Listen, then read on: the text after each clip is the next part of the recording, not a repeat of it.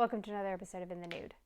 Today I want to talk about self-abandonment. Again, there's been a decent number, but I feel like it's such a linchpin to so much. Today I want to talk about how it can show up and challenge you in some thinking, some processing, some self-reflection that I have found to be extremely helpful for me. Do you ever find yourself in a situation where somebody's having a big feeling, a fit, if you will, adult, child, doesn't matter, and do you find yourself, one, either countering them, like if you were frustrated, they get frustrated, and all of a sudden you have to be like, your body just takes over being extremely patient, or they're mad and all of a sudden you are like trying to be upbeat and happy? Or do you find yourself matching face? They're frustrated, so you're frustrated, and then it like escalates, even like you were frustrated before, but then their frustration, and it's like building even further. If you find yourself on that spectrum of feelings, I'm going to challenge you to question the why. Sit with it. It can be uncomfortable. And I'm going to postulate something that might be true for you. I found frequently when other people's feelings change the way that we feel, whether it's a pendulum swing and you're going the opposite direction, or it's an escalation of like matched feelings.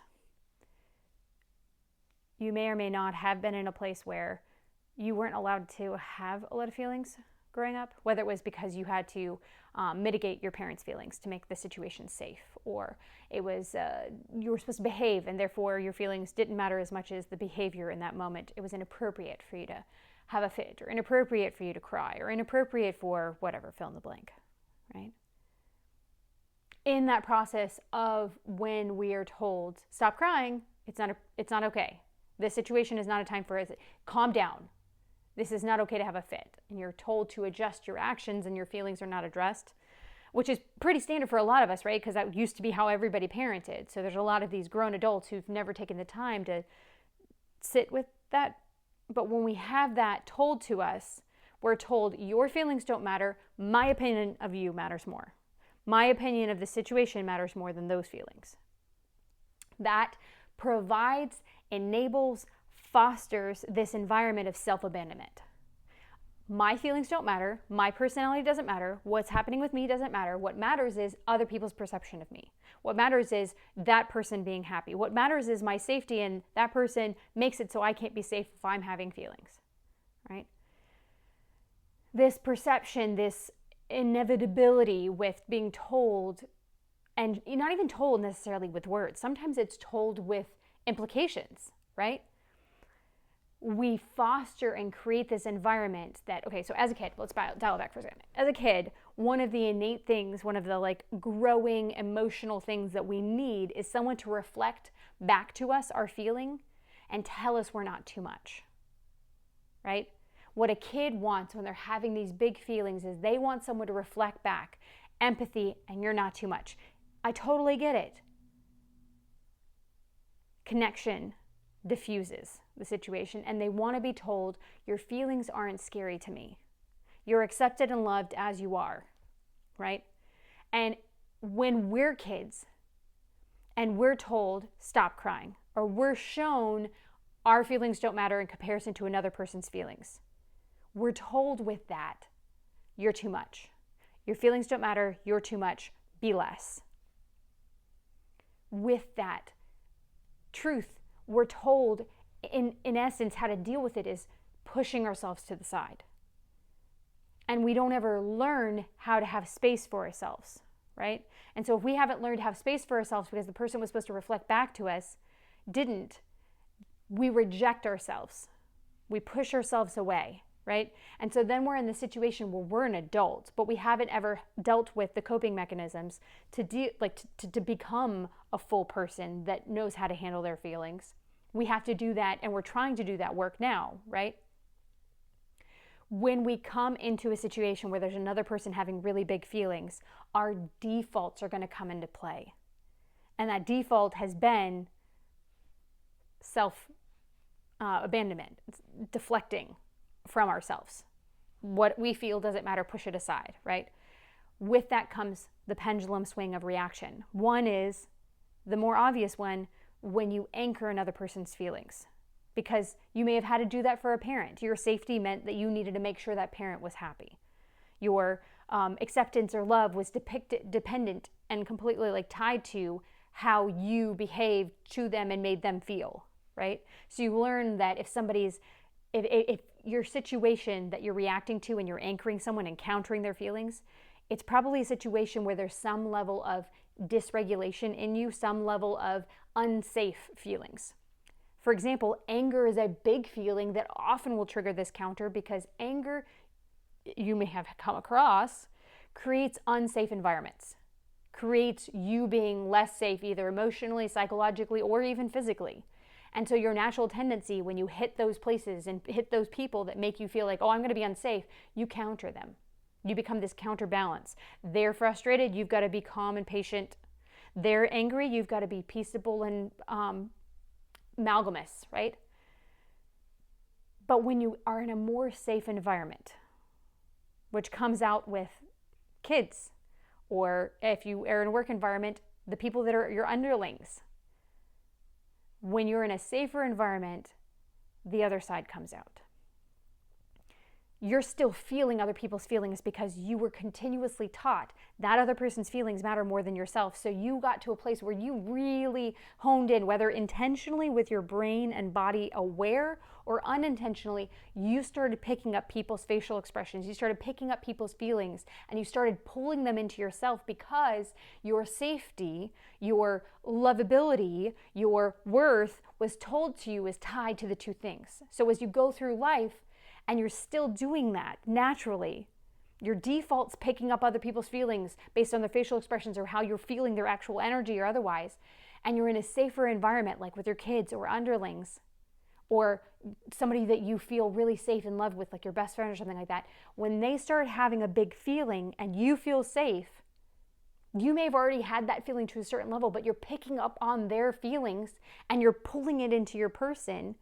And then you are embodying and elevating their feelings and throwing it back to them, because you were already having your own feelings. You pull in their feelings and you're like, no, I'm done. I've done this enough. I can't. I have no more. Here, have it back. I can't handle your frustration. You could have it back. I can't handle your sadness. You have it back. I can't handle your hurt. You have it back. And you throw it back at them. Neither the pendulum swing of countering someone's feelings nor the throwing it back in their face is what you're wanting to do, but it is the default you are having because of your process and your experience of self-abandonment. This shows its face so frequently with people's reactions to a situation. When something happens and somebody automatically comes up with something, that's a reaction. They haven't taken the time to take a deep breath and decide how to respond. And that's what we're trying to do. We're trying to transition from our reaction to our response, because we can't instantaneously change this reaction. We've had years of experiences saying, you know what, that's a reasonable reaction because of your life experience. So we can't change this reaction immediately, but we can change what we decide our response.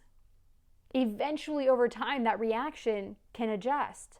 Over time, we can build a different narrative. Over time, we can let go of the traumas we've had and build different truths, because we're in a safer environment that we've cultivated. But we can't do that change of reaction until we have built that environment, until we've built those experiences. And so for now, you have your reaction, but you've got to go to your response. Otherwise, you're going to be pendulum swinging and taking somebody else's feelings on and anchoring them and countering their feelings and not leaving space for your own feelings. Or you're taking on their feelings and throwing it back on them, causing that person to have frustration, agitation, and unkindness. And on top of that, you're not even allowing yourself to have as much space and grace in that either, because you're still taking on another person's feelings. There's a couple things I'm going to suggest that help with this situation, or I have found personally that are helpful. One is I call the bubble exercise.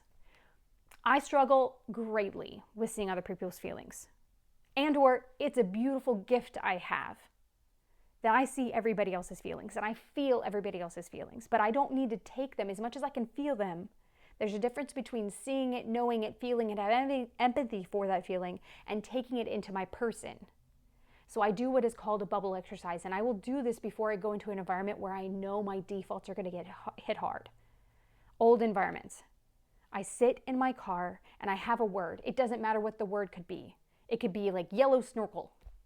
It could be Albuquerque. It could be narwhal. It could be battleship. It could be Lego. I don't know what the word is. It's just, all that matters is it's a word that is weird and different that you might find humorous, or at least I find it helpful to be humorous. Because it's a pattern interrupt is what you're doing, right? It's like you see those babies that are having a fit and then somebody says something like throws whipped cream at them, or they do something really silly and the kid just stops in the middle of their fit and laughs, okay? We're doing a pattern interrupt for ourselves, but we're doing it with harnessing, okay? So come up with your word, whatever it is. You can sit with that, figure out what it is. I don't share my word, not because somebody else can't use it, but because I find it to be, it's a personal thing. It's something that's just for me. I don't need somebody else to be a part of it, and I have a tendency to be codependent, so I protect different things. So that's up to you whether you share it with other people or you don't, but come up with your word, right? And I say that word to myself, and I visualize myself inside of a bubble, right? I can see through it. It's fun, it's playful, there's nothing aggressive about it. It's a bubble. I'm inside of a bubble, and I can come in contact with you, and I can see your feelings. Be like, man, you're so hurt right now. That's fair. I can see why you're hurt. That's reasonable. I had empathy for you in your hurt. But it doesn't have to come all the way into my bubble, into my person. It can be out here on the outside of the bubble. And I can have that, and I can relate to you, and I can offer compassion and empathy and grace, and I can offer what I am physically capable of in the distance and like responsibility with my own person, what I have capability of offering. I can do that, but I don't need to take that and swallow it and put it in my person. It can be here, and it's not lesser for it to be here. My feeling it for you but not taking it on is actually a beautiful grace for myself and you. I have a greater capability of shining compassion and coming to the table kindly to both you and myself by doing that. So that's one exercise, and it takes a lot of repetition for that to become like a second nature. It becomes a thing that you have to re-put the bubble up, because sometimes I'm in that environment and man, it pops and everything comes to me, and I've got to go for a second to a bathroom or whatever it is and take a deep breath, recenter myself, and put up a bubble again. Because it's okay, you're human, mistakes are going to happen, but that bubble, that exercise, that idea of I can see it, I can feel it, I can know it without it being mine is important when you've spent a lot of your life taking on other people's feelings. Another exercise that I do when it comes to those feelings is, say you have an interaction. Say I have had an interaction and I snapped at my kids because they got frustrated, they got angry, and then I got frustrated and angry because I was feeling their feelings and I had my own feelings, and it just escalated and I threw it back at them. So I snap. That's happened, right? Okay? That exists. It is. That evening or the next morning, when I have time, I make time and I sit with myself. And I have compassion for myself. It's reasonable I had those feelings. It was a frustrating situation. I was frustrated, they were frustrated, and the frustration escalated. It's a natural, normal, default experience. That is completely normal for me to have had. I sit with myself with that. I allow myself to have just had it. And then I ask myself, okay, but was the reaction I did in that feeling okay? No? If I haven't apologized, maybe I need to apologize. What was the why? What was the reason? I was sitting there being frustrated that they wouldn't learn this lesson. Like, say, for example, I'm teaching my kids coins, right? And I've taught them what the coins are, what a quarter is, what a dime is, what a penny. I've taught them that multiple times, and they're not getting it. And then they have a fit because they're not getting it, right? They have a fit and they freak out because they're like, I don't know. And then I have a freak because you don't know, okay? So that's the situation. Why? Why was my response frustrated? Well, he was being annoying, so therefore I should be frustrated, and that's fine. Okay, why did I allow it to annoy me? He was frustrated because he didn't understand. I was frustrated because I didn't understand how to make him understand. We're both having the exact same problem and feeding into a further problem by allowing it to come out as frustration, right? So if I then say, I don't need to know the answer, he doesn't need to know the answer. We can try to come up with a solution together, right? I can look up online different ways to try to teach it.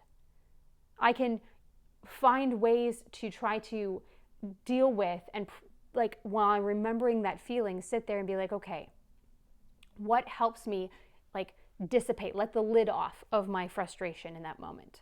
For me, a couple deep breaths helps a lot. For me, taking a minute to be by myself and like disconnect from the situation helps me a lot. I have found with my kids when they're in that place, especially if they're in the I can't situation, taking a minute, if they have it, if we can, helps a lot, right?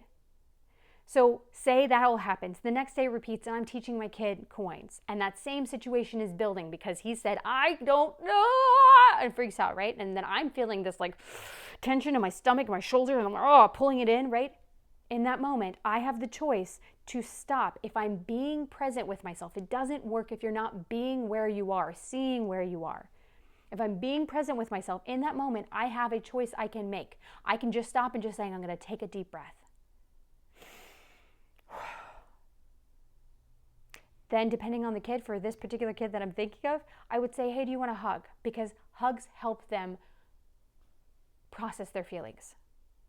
This also gives me a further opportunity to take more deep breaths, because while I'm hugging them and compressing their body because they like that, I can take some deep breaths. And while I take deep breaths, I'm not only helping my body.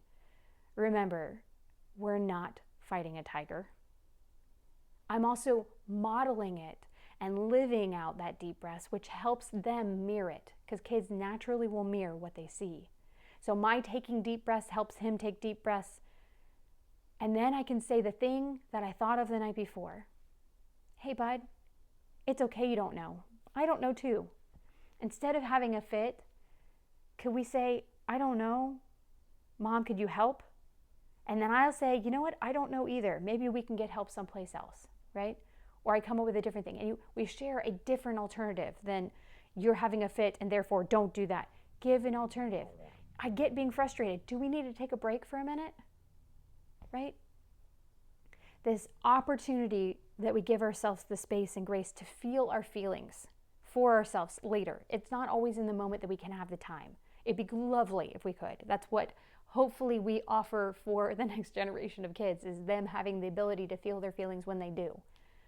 But we can take the time at the end of the day or the beginning of the day or a moment we have, 5 minutes in a bathroom, whatever, to allow ourselves to sit in the uncomfortable with ourselves.